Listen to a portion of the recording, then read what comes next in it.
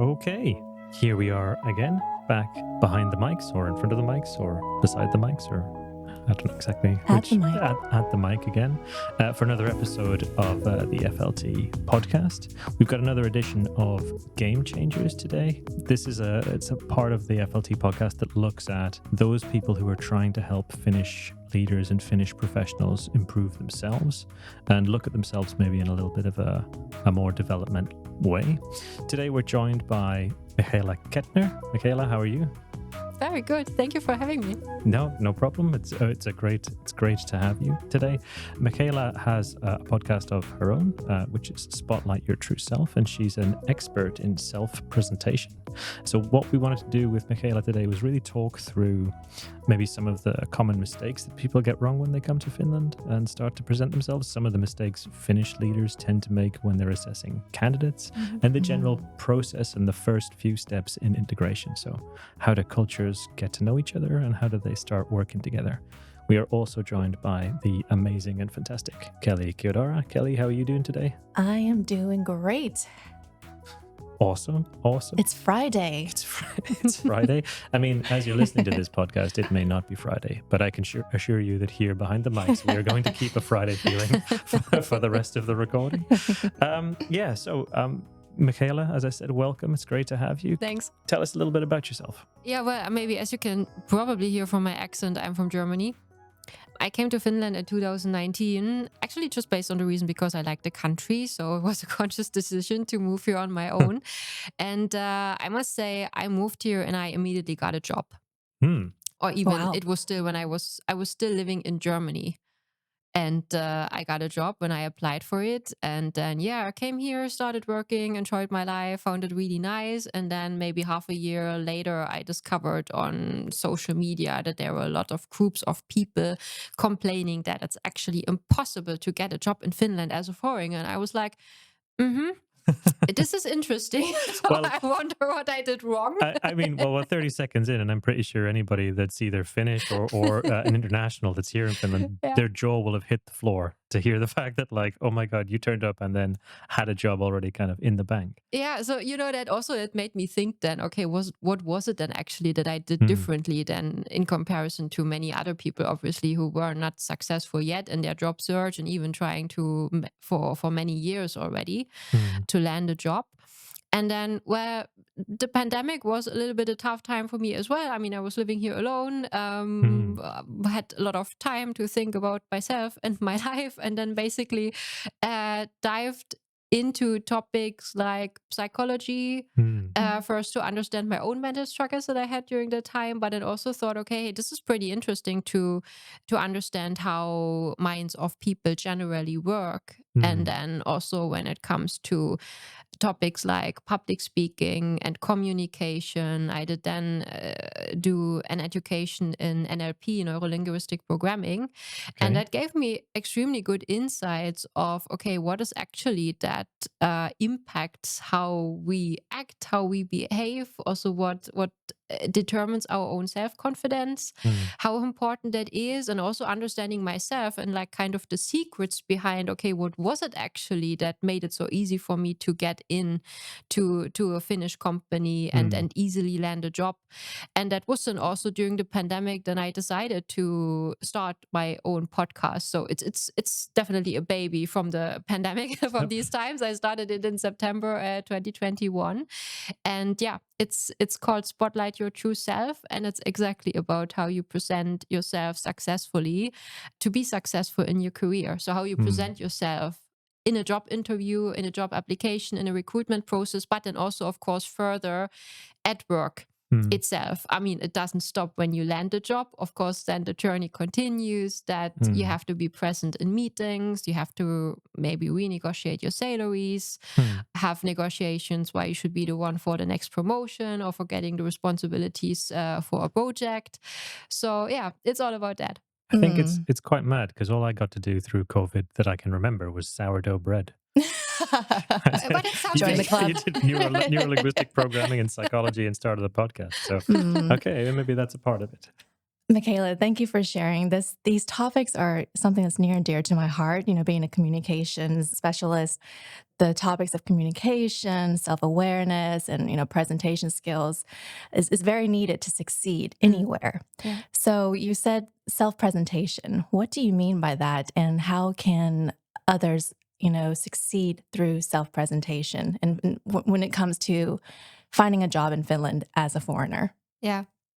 Yeah, I mean, I can also say that actually the word or the topic of self-presentation, it always had a negative touch for me for many years Mm. Mhm. because I grew up in a family where this word was used in a very negative context. Mhm. So I think my parents, they have always been kind of, okay, with the attitude, you have to be humble, you don't attract too much attention, like hide yourself within the crowd, Mhm. this kind of way. And they even used that word of self-presentation in a negative way. So for me, it always was like, okay, I don't have to stand out, or I should hide in a way. And also, I mean, I've studied physics, Mm. so I can really also say I was a real nerd back in the days, really like hiding Nerds are behind cool. my books and behind the computer screen. I didn't want to be seen.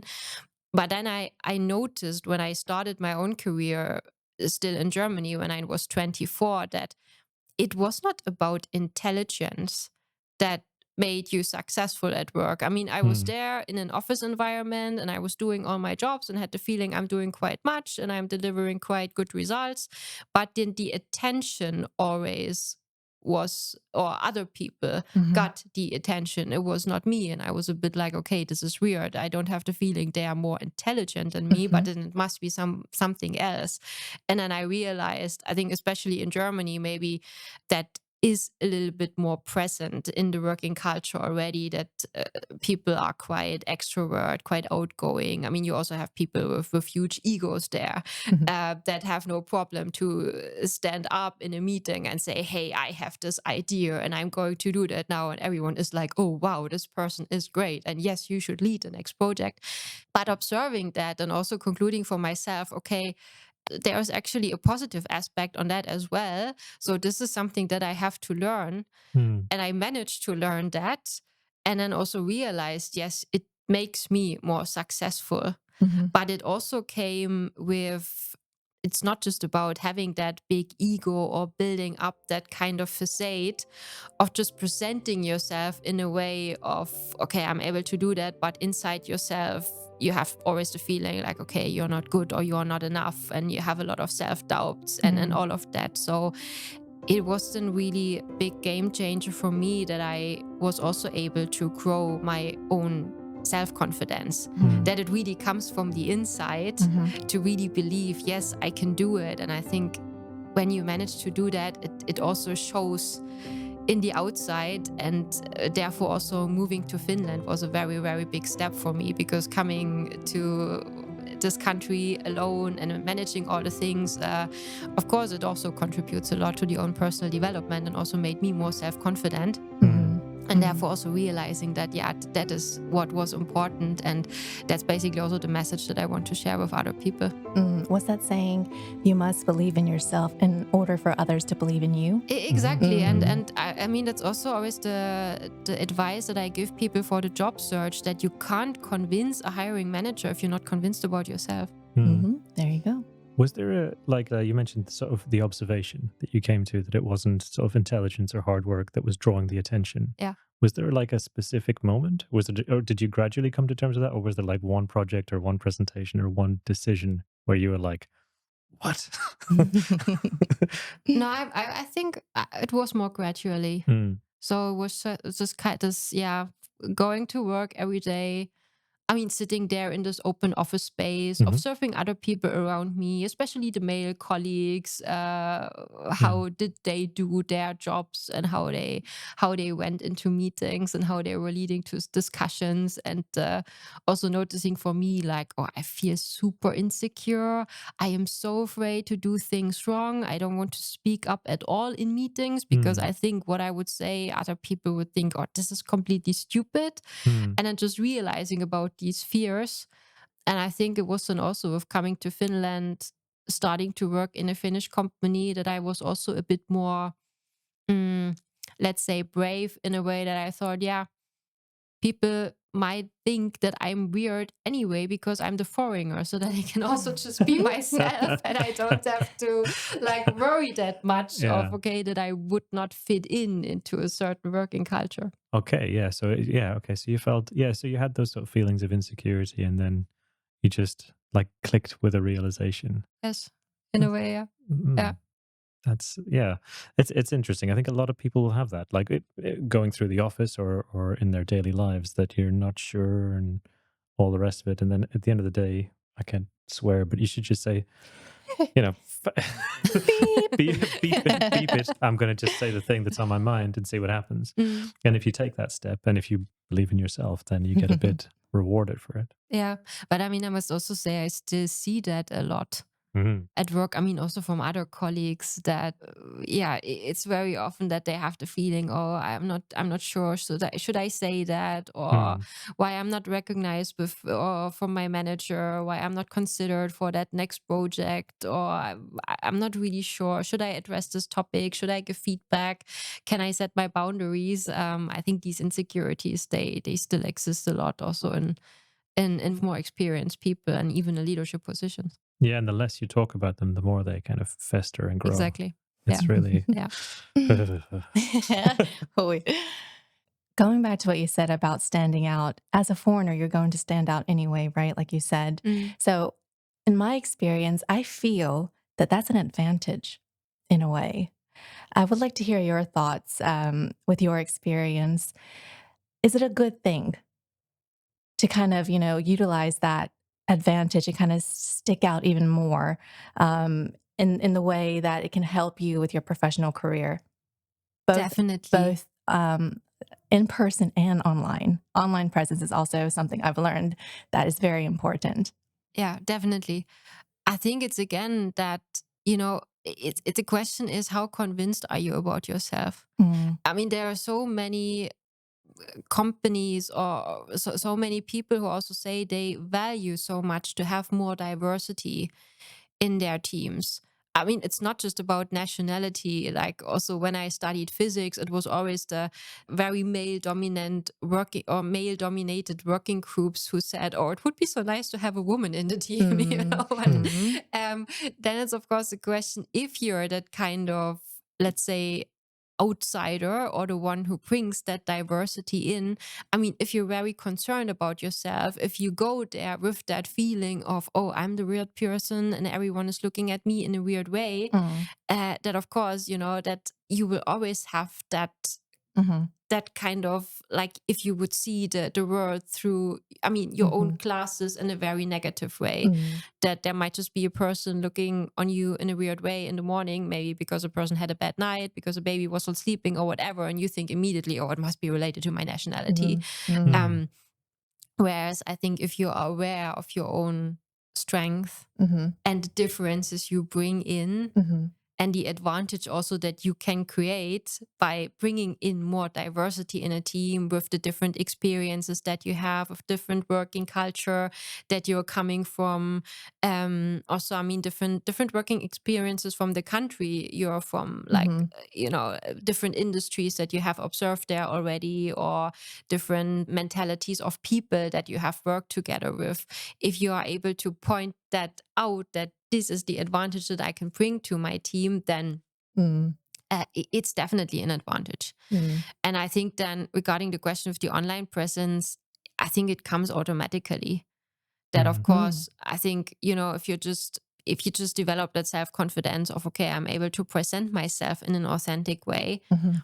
I think it naturally happens online as well.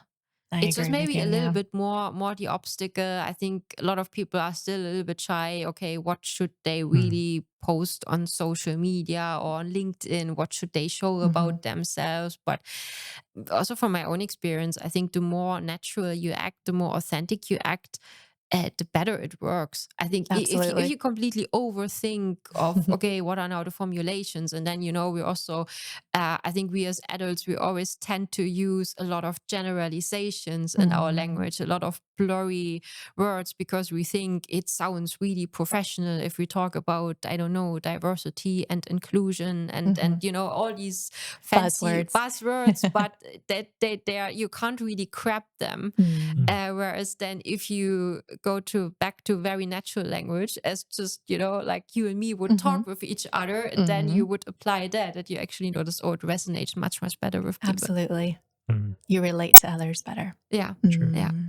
From a really practical standpoint, you said that you noticed that you got something right in the application, the initial application to come here to Finland. Did you work out what that was?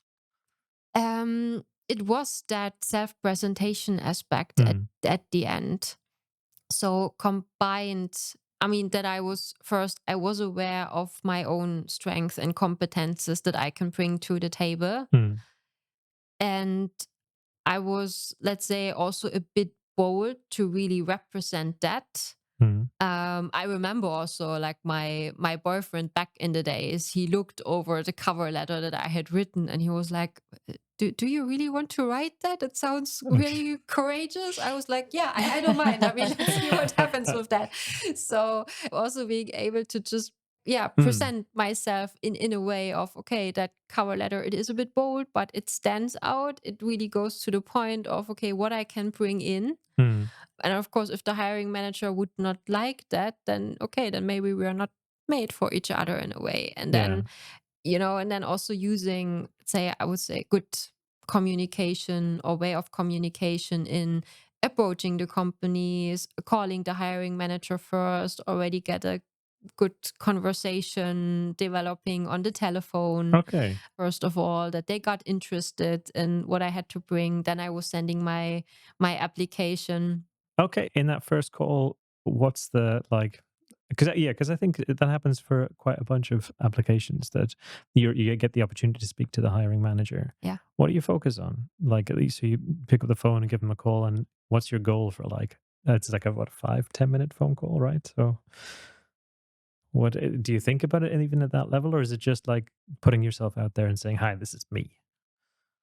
I must say, in general, I did not apply for many positions. I mean, during my whole life, I had a couple of jobs already. I was also hopping a little bit from job to job, also here in Finland, but I never wrote many applications in general because I always spotted jobs that were open where I was completely passionate about.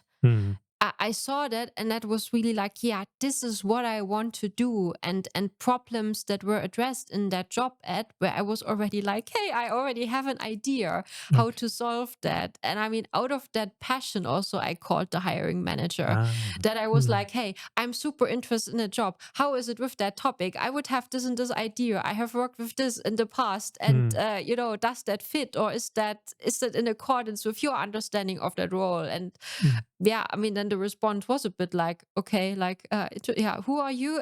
Tell me more. But that tell me more reaction is then they're waiting for your application, right? Then they're waiting. Then your CV goes to the top of the pile. That was the result. Then, yeah. Oh, okay. That's an interesting tactic. I mean, when I think about a lot of people that I know that go through the application process or that look for work, it's very, I would say it's quite rare that they find, like, I suppose, that kind of thing where they can be passionate about. They're not so, they don't select the job. They are stuck with the time, something like that. Like, they are applying to jobs in a space and they're looking at maybe the best fit that's available, but not always looking for the best fit for them kind of on a continuous basis, something like that. Yeah, I must say what I heard from many people is that people do the mistake that they prefer quantity over quality. So looking for a lot of jobs because, or based on the thinking of, okay, to more jobs I apply, the quicker I will find a job. I think it's exactly how it does not work, because then, you can't go really deep in your job application. And I mean, I think what I conclude nowadays for myself, what I did differently is that I had this specific concrete job I got really passionate about, but it also meant that I I spend a lot of effort in thinking, okay, what is really behind those tasks and responsibilities that are described there. I was researching a little bit about the company. I knew the market. I was really, like understanding in detail what is it. I was visualizing myself already in a way of, okay, how would that really be to be In that the team. one Yeah. who is in the team who is doing that job. And with that, it was quite easy to write a cover letter that I would say really resonated with the hiring manager. And that's also the advice I give to job seekers when they are part of my coachings, that, hey, you have to visualize this job you are applying for. And then it also means you take maybe 1 week time for a job application and not sending 20 applications per week and just like, the standard CV, the standard cover letter to all of the different companies. Because I mean, also I'm a hiring manager myself nowadays. Yeah. I mean, I work at Fortum, I lead my own team. So then, of course, when I hire people to my own team, I have the same. Of course, the applications resonate much more with me when people have made the effort, when they have really thought about what is the job about, what can they bring to the table, how can they utilize their competences. Maybe they already have an idea what it could be. It does not even have to be right. But just to have that impression of, okay, the person has thought about it and possible problems and possible challenges that we could have, that's a big advantage. Yeah, I mean, I know, so through coaching myself or through coaching other people, I know that there's like a self-fulfilling prophecy Yeah. or cycle, right? So there's a news story that comes out, and there's been 3 or 4 of these relatively recently. I think actually Hesari runs every other week a story of like person X is super qualified and they've spent 200 or 300 applications without a response, or 300 applications in one interview, or something like that. And then when you talk to other people who are looking for employment or to make a change, they think that, oh, well, I have to send 300 is the number I have to hit before I get it. And you're like, no, it's a terrible case. And you can obviously work with people to figure out what's kind of behind it, but it's not a target. Like it's not an accurate measure of effective search, right? You need to really, like, your tactics are smart, really smart. Yeah, well, actually, I also counted once, like all the applications I had written. I think I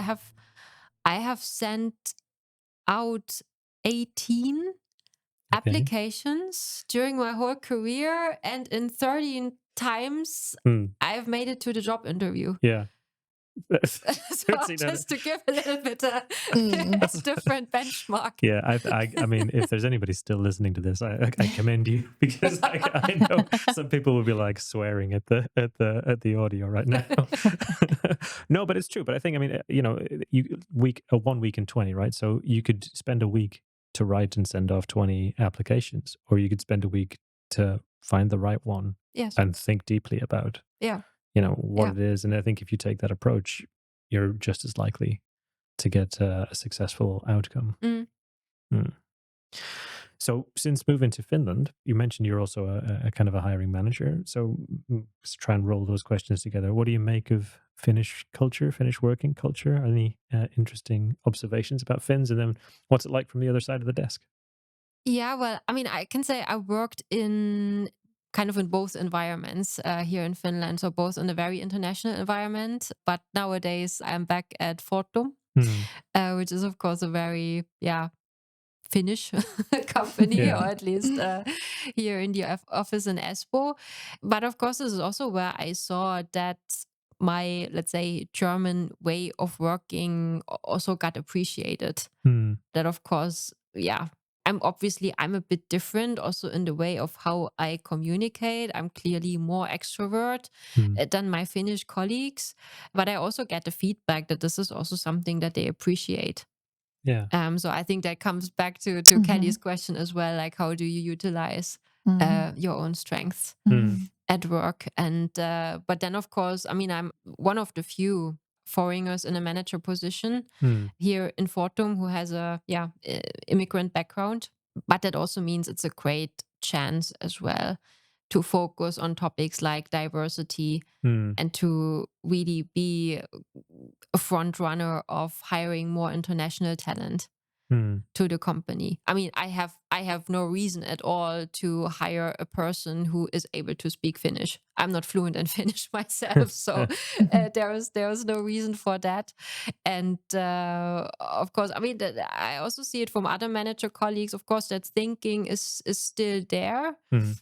In other teams, even if there would be a position where Finnish is not necessarily required, it's just put there in the job ad still sometimes, just out of a habit, or because people still feel more comfortable of, okay, maybe we keep the team completely Finnish and then communication gets easier.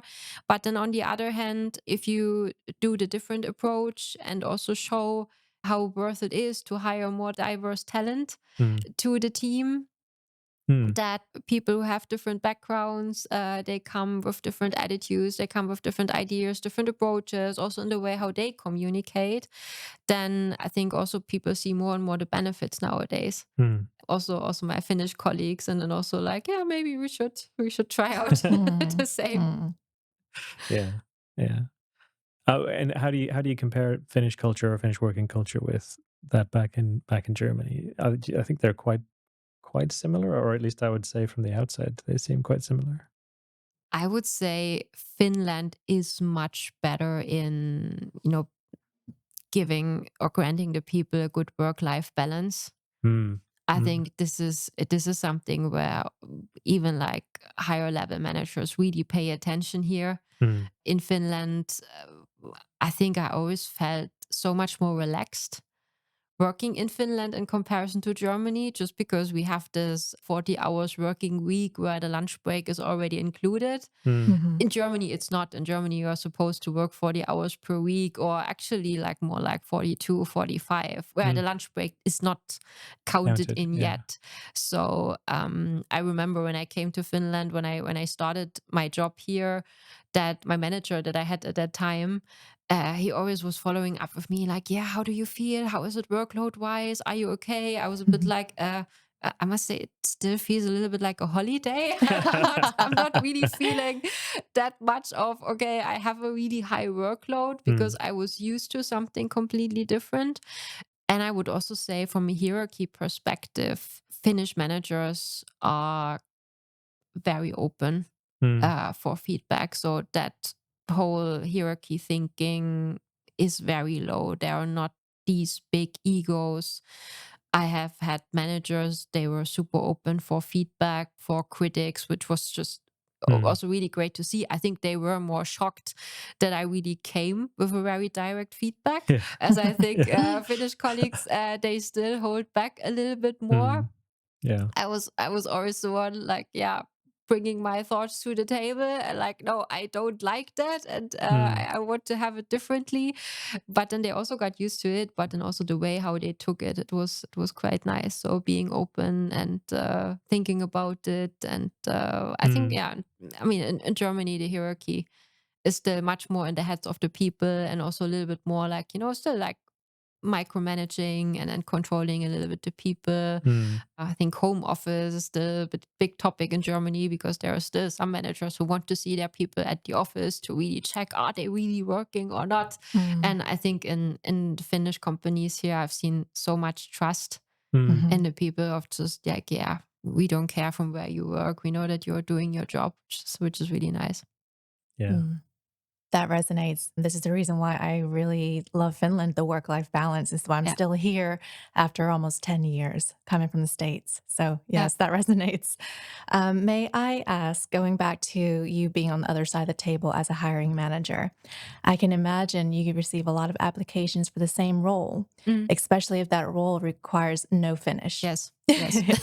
So you must receive, I don't know, hundreds of applications. I can say I had a position open in spring, and I also advertised it on LinkedIn, especially with that aspect. Okay, Finnish is not required. I ended up having 168 applications on my There table. you go.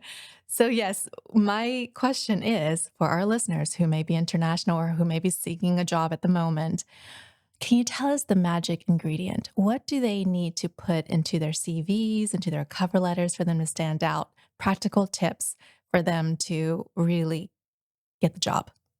Yeah. Or maybe I can explain it from the perspective like how I do it when I screen the CV. So We have a system at Fortum that works a little bit like Tinder.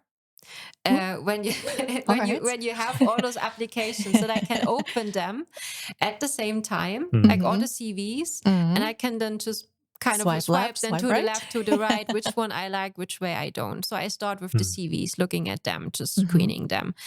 And I mean, what has to be in a CV that I say, yes, it is suitable for the position are then, of course, the skills and the competences of the person that need to match the requirements that are in the job ad, especially if they're concrete things, concrete skills like coding, programming languages, something like that. Then also the structure of the CV. I mean, it has to be well readable. If it looks very messy, I mean, like a CV, a job application, it's already kind of a representation of working result that I can expect from a person. So, I mean, if the CV is very messy and unstructured, this gives me kind of a picture of how working results of the person might look like. And if I don't like the CV, then because it's not nice This is part of to read. self-presentation, right? Exactly. Yes. So that would then also be a criterion to sort that out. So I would then say maybe 1/3 of the CVs from all the applications I have received, they go to the like side. And then I start reading the cover letters. Some people have not made the effort to write cover letter. I mean, you don't want to hire a person who doesn't make the effort. Right. Same as people who send that standard cover letter, those, like Copy paste or ChatGPT generated, where you immediately notice, okay, this is something they have sent to 20 other companies at the same time. Again, you want the person who makes the effort with their job. So this is then also something I sort out. So then I really focus on the cover letters from the people who have the skills that I can see from the CV, and then focus on the cover letters where I really feel the person has the interest and the motivation for the position.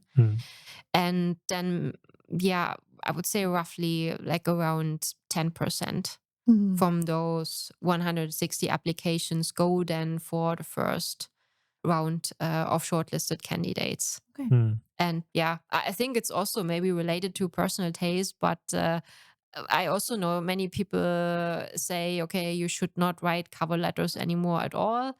Nowadays, I always have been a big fan of cover letters. I think that writing style tells a lot about the person. And the more individual and catchy and fitting to the role it is, the better. Yeah.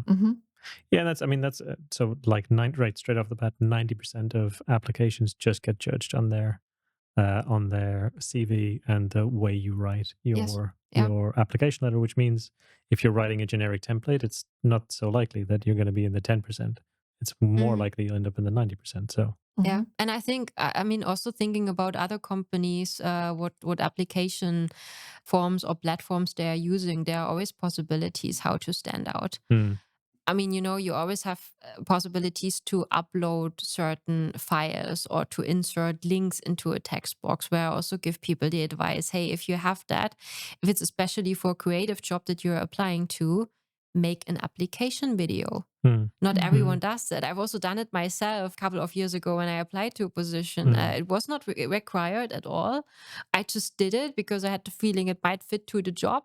And then that recruiter, she was calling me back. She said, hey, you have applied one day too late regarding the application deadline, but your video was so cool. I definitely wanted to talk to you. And also, Nice. it's just a bit, find a little bit the gaps and some kind of tricks also to make you stand out, to not just deliver the standard stuff that everyone does. Because, as you said, like 90% of the applications get sorted out. So that also means you can't afford it anymore to be average. You have to be in those 10% that make it to the next round. Yeah. And then when you get to the interview phase, when you start talking to people, what are you looking for? I mean, I think we've talked through passion and kind of like an interest in making the effort in the role. Are there some other basics around like turning up, present, like the way you talk or present, or the things that would help people get through the interview rounds? I think what a hiring manager is at the end looking for is, does the chemistry match between us? I mean, can I talk to that other person. Like, again, if I have the feeling in the job interview, the conversation goes really, bumpy. It's not really flowing, or I ask the person the question, he or she does not come to the point at all, or it's like the communication, it doesn't really match. That, of course, is like, okay, how would that then be if I would hire that person and then we have to have a meeting or we have to have a discussion? Like, it doesn't work.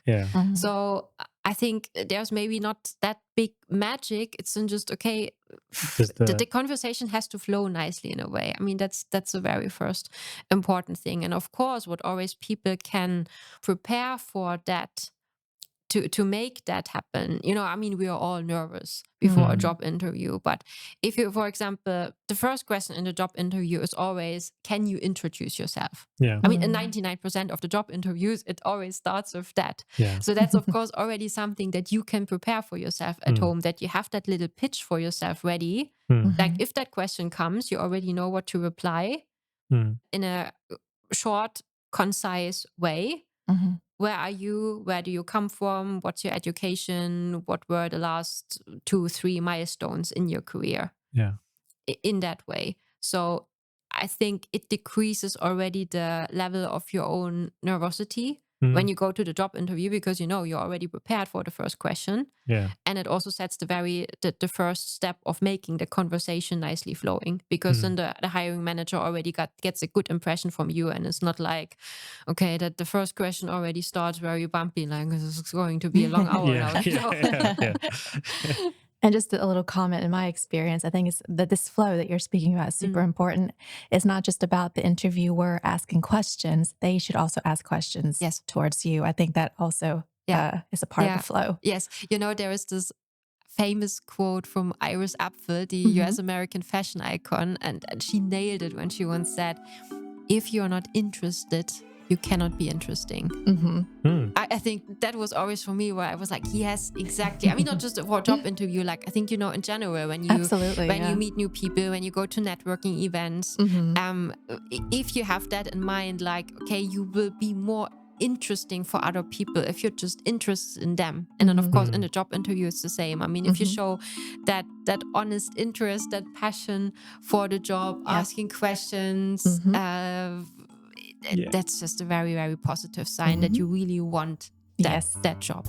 Yeah, and I did about a year ago, I gave a talk to a bunch of students in Åbo Academy in Turku. So Mahdi, hello, shout out to you. Thank you for booking me for the gig. Hi. And in there, there's a lot of young people who are aspirational and trying to get into the working life, and you could see the kind of pain on their face, like, it's really tough to not yet get into the working life or to not yet have a job. And I said, as bad as that feels, imagine pretending to be somebody else for like 10 years with a boss or with a colleague or a team that you don't care about or that you don't like, but you have to laugh at their jokes because when you went to the interview, you laughed at their stupid jokes. And then like that's you for 10 years. Like it's a different kind of pain, but it's truly one you don't want, like, at all.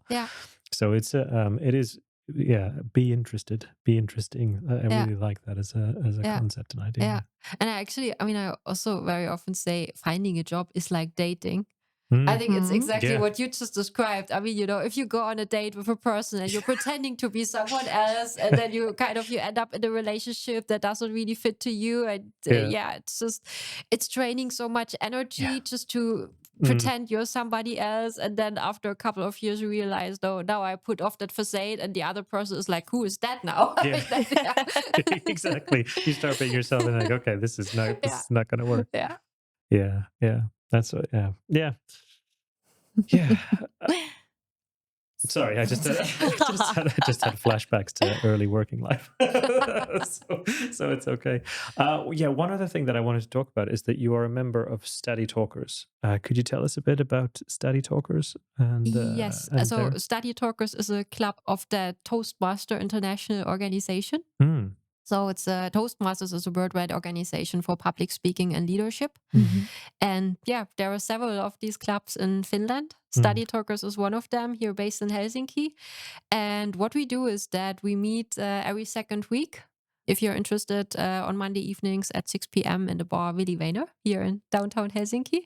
Good bar. And Nice, yes. nice beer. And what we are doing is that, we practice public speaking and leadership as well. So it means meetings are always set up that people give prepared speeches. We practice giving improvised speakers as well. We give a lot of feedback, evaluations, and having that regular practice, it also has helped me to become better. I mean, in public speaking or let's say in communication in general. I think especially in work life, if you go to a meeting, it's kind of always giving improvised speeches. Yeah. And so the more you practice that, the more secure you feel with it. Also just speaking in front of other people in big meetings, giving presentations in front of important people, in front of managers. So if you have a lot of practice with that, it's not becoming a scary thing anymore. Yeah, and it's the same for, I mean, whether you're getting a job or going for a promotion or trying to move to a different department, like those types of pressurized conversations, it's a similar emotional state that you get in. And having practice, having the ability or the space to practice is unbelievably valuable. Yeah. Like if you feel apprehensive about speaking publicly and you haven't had the chance to practice, then of course you're going to feel that way. If you have a space where you can get on the stage and have people tell you honestly, like, this bit was good, this bit was muddled, this bit was not so great. That's so good. And that's a skill you can hone like over time. Exactly. It's a really good, it's a good initiative. I like that. Yeah. And I think it's that the practice is so important. I mean, it's always said, like when our emotions go up, our intelligence goes down.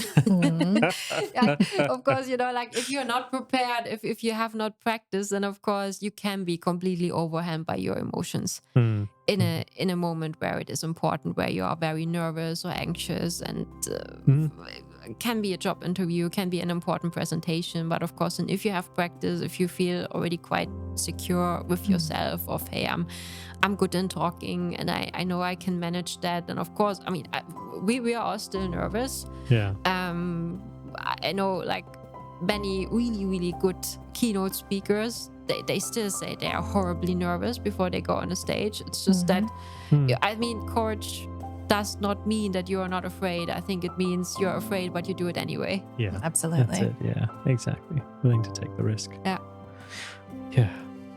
And one place where you can also practice that public speaking or that speaking eloquently, let's say, around a subject that you're passionate about is your podcast. Yes. That was, as you mentioned, a COVID baby. Yes. How long? So it's been 5 years? Has it been 5 years that you've been running it? No, 3. 3. It just turned 3 years. Wow, happy birthday. Thank you. Yeah. How do you approach it? I guess it's not scripted, right? Or is it? Do you script it or? When I started 3 years ago, I did scripts. Okay. I think it's just, experience that, of course, I also have that perfectionist thing in me. So, of course, I did scripts that I wanted to make everything perfect. And nowadays, I also realize I have so many interesting things that I would like to talk about. And sometimes I just have thoughts in my head that it's just like, okay, I come home, I open my laptop, plug in my microphone, and I start talking, and then here we go. But so I mean, of course I have kind of a concept or kind of a framework around it. So I said it's called Spotlight Your True Self, and it's basically focusing on 3 pillars that help people to make their career more successful by knowing how a good and skillful self-presentation looks like. So one important aspect is the self-confidence that you need to build up inside yourself. The second pillar is managing your own emotions. So understanding what makes you emotional, how you're reacting to certain things, what triggers you. And then also with that, being able to build up empathy towards other people. And the third pillar is the communication techniques, also based on neurolinguistic programming. Hey. So those are the kind of the 3 pillars that I focus on. And then of course I also have a lot of interesting interview guests who talk about how you can have a successful career, or also when you are an entrepreneur, founding your own startup, wanting to stand out with that business. So it's all about that. Who's been your I think your favorite guest, or where did you learn the most? Yeah, I think there are two people who come to my mind who've just been to the podcast very recently. I mean, one person is Joppe Kvartvlieg, Yeah, career yeah. coach, who's based in Helsinki, originally from the Netherlands, who shares a lot about good communication techniques as well. We recently talked about networking. Which was also a very, very insightful discussion. Yeah. And then the other interview guest that I just had recently was Tommi Kaukkinen, famous and successful startup entrepreneur, also based here in Helsinki, and a very famous keynote speaker also nowadays, because he talks about his burnout that he had experienced himself, which is, of course, a very, very important topic. Still a little bit a taboo topic in our modern working world. I think especially for men, like being vulnerable, showing that weakness, or yes, it can happen to you, and how does it feel? But that conversation was also very, very interesting. Especially in the entrepreneurial world as well, right? Yeah. Where you're expected to go like all out 100% all the time. Exactly. How does an entrepreneur look at things like self-presentation?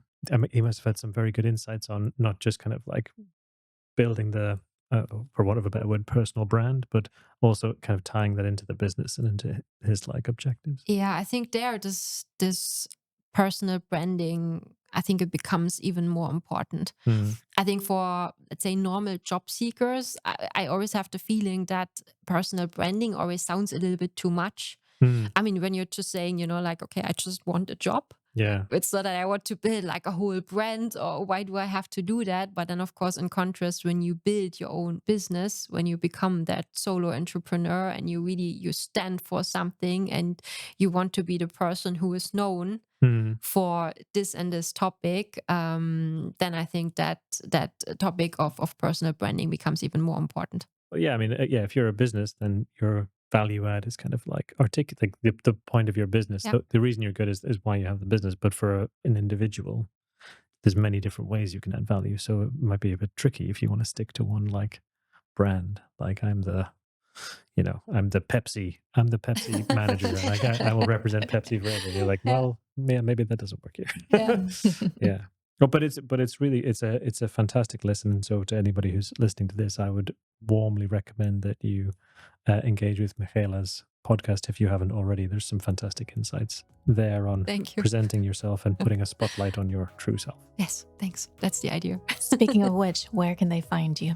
Yeah, so the podcast is available on Spotify and Apple Podcasts. And people can also find me on LinkedIn, Instagram. I also have my own website that maybe we can put that into the show notes. We'll put the website in the show notes. And if you're a talented international here in Finland looking to find a better passion or a better way into the job market here, Michaela is always available to discuss and help you refine your goals. Exactly. And your approach. Yeah, just approach me via LinkedIn. I think that's the easiest, where I'm the most active nowadays, and also share a lot of free content of how to do it better. Awesome. Michaela, this has been fantastic. It's been incredibly insightful. Thank you. Thank you very much. We also have to thank Populum, fantastic survey outcome. So if you want your employees to be engaged and you want to understand what motivates them and drives them, Populum is the answer. Thank you to Bella. Please check out Digital Fireworks. So Digital Fireworks is also the production company behind this magic. And thank you, Bloom Finland, for connecting communities to a higher purpose and action in Finland. Michaela, thank you very much. It went way longer than I thought it would go, but it's flown by. It's been super quick. So. Yeah, I warned you that I talk a lot, so. But there was a nice flow. Thank you. Thank you very much. Awesome. Thank you. Thank you.